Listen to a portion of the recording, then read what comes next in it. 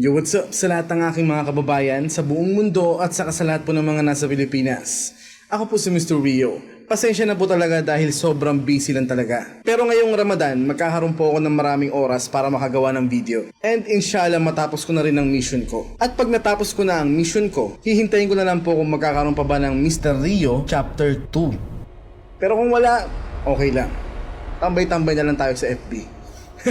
So shoutout muna sa lahat ng mga ka-DDS natin sa buong mundo. Hello po sa inyo lahat. So simulan na po natin ang topic natin ngayon. Ayon sa Philippine Information Agency na government website, binisita ni Senator Bam Aquino ang Marawi City noong May 19 para umpisahan ang unang negosyo center sa Autonomous Region in Muslim Mindanao or ARM, and the specific location is Marawi City. After 4 days ng pagbisita niya sa Marawi City, umatake ang teroristang grupo ng Maute na sumanib sa mga basurang teroristang ISIS. Nagkataon nga lang bang nanggaling doon si Bam Aquino? O may koneksyon ng mga pangyayari? May kumakalat din sa social media na ang PNP escorts niya ay hanggang Iligan City lang. Meron daw pumalit na escort from Iligan City to Marawi City. You know what? I smell something fishy sa mga info na nakikita ko. Ewan ko lang kung totoo to pero dahil nanggaling nga siya doon, may punto nga yung info na yun. At talagang sinabay pa nila ang pag-atake sa pagpunta ni President Duterte sa Russia. Halatang halata ang mga galawan nila no? At tingin ko, may connection din ang bantang iniwanan ni Trollanes sa interview na to sa mga nangyari sa Marawi at sa mga mangyayari pa. Ngayon dahil pinagtatakpan, mapupunta na lang tayo sa ibang mga modes kung paano lalabas itong katotohanan na ito. So, sa mga ganong paraan, hindi na nila makokontrol kung ano man ang outcome. Maraming paraan. So, abangan na lang nila. So congratulations sa mapangahas na oposisyon na nagplano ng mga katangahan na to dahil pinush nyo si President Duterte na magdeklara ng martial law sa Mindanao. Dapat nga ginawa niya ng buong Pilipinas at ang mapakulong na ang mga basura sa gobyerno. So ito ang simpleng tanong dyan. Sino ba ang may ayaw na makipagkaibigan tayo sa Russia? Di ba ang mga kano? So kung connected si Bam Aquino sa Maute group na to at connected ang Maute sa ISIS tapos ang ISIS connected sa CIA at ang CIA ay intelligence agency ng Amerika, may kinalaman sila dito dahil ayon sa aking pananaliksik, ang Amerika at ang CIA lang din ang gumawa ng ISIS. Watch this. It is the most important story in the country. The next major war for the United States is with ISIS. But what media and politicians are not telling you the truth about, where ISIS came from, who created them, and why before one more dollar is spent, one more American life lost, you need to know the truth. The first step toward truth is to be informed. So who exactly is ISIS? And where did they come from? It's entirely a creation of the United States' behavior in Iraq. That's how we got to where we are, because of war, because of occupation, because of torture. When the U.S. first went into Iraq, we blew the country apart. We destroyed the government, toppled Saddam Hussein, destroyed infrastructure, and most importantly, left behind a power vacuum, one that would have never have existed had Hussein not been overthrown by the U.S. government. ISIS actually began as a small insurgent group in Iraq in 2006. They had no money, no real ability to recruit, but they did work to create very limited problems for the U.S. military. It wasn't until 2009 that ISIS shifted its focus from Iraq, where it was largely unsuccessful in developing a foothold, and focused on the civil war in Syria. Even there, ISIS struggled to gain any foothold because the two largest groups fighting against President Bashar al-Assad were al-Nusra Front, or Al-Qaeda, and the Free Syrian Army. In June of 2013, a northern general for the Free Syrian Army spoke out on Al Jazeera Qatar and stated that if international forces did not send weapons, the rebels attempting to overthrow Syrian President Bashar al-Assad would lose their war in just 1 month.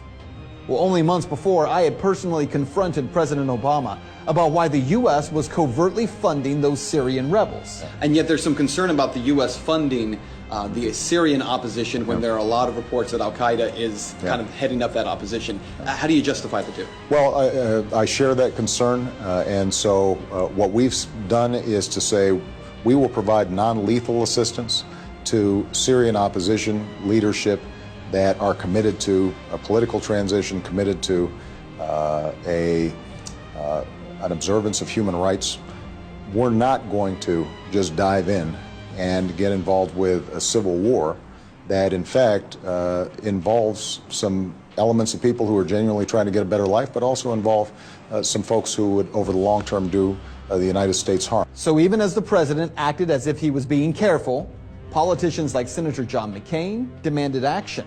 So it's a totally unfair and unbalanced fight.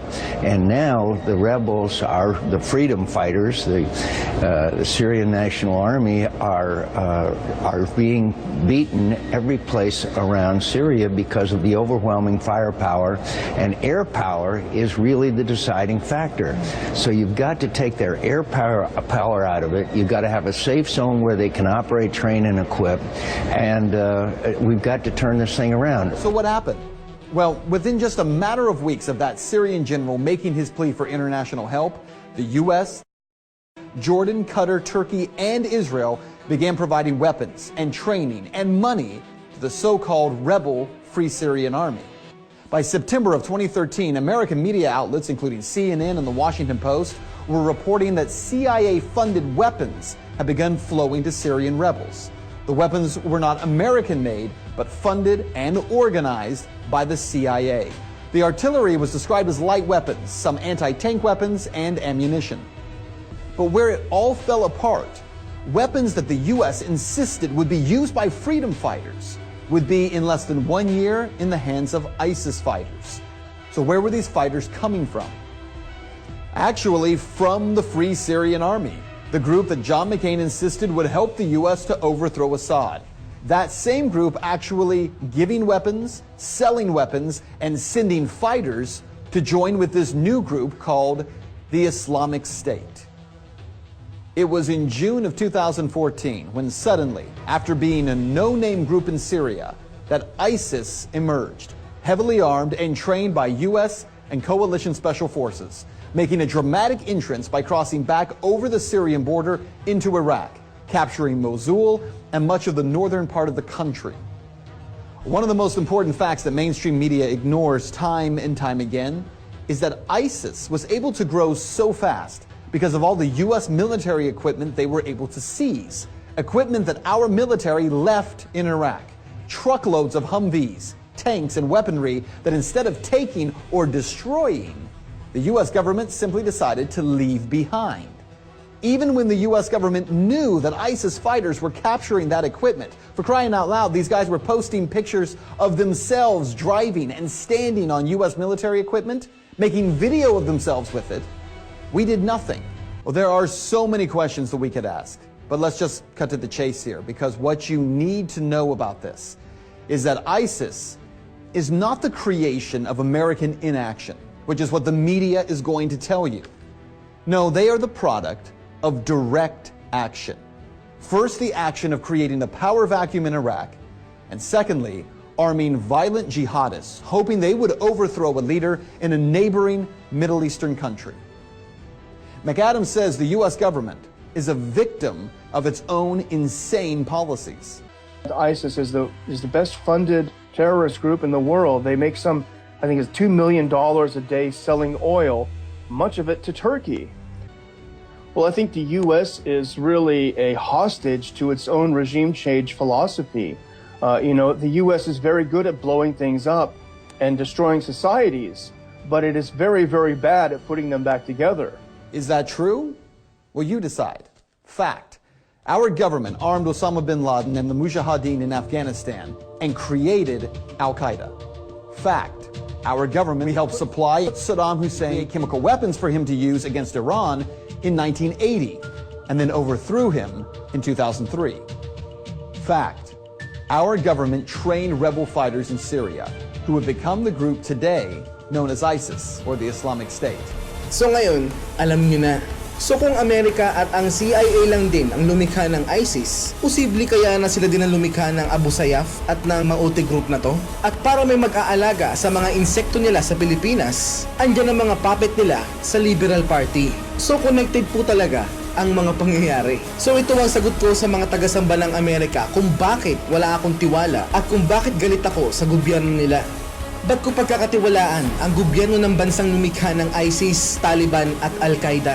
At bakit ko pagkakatiwalaan ang bansang sumakop sa bansang pinakamamahal ko mahigit 100 taon na ang nakakaraan? At pumatay ng libu-libong mga kababayan natin na binura nila sa mga fabricated history books na pinabasa nila sa atin? At marami silang binura sa kasaysayan natin. Mapagtakpan lang ang katotohanan sila ang totoong kaaway natin.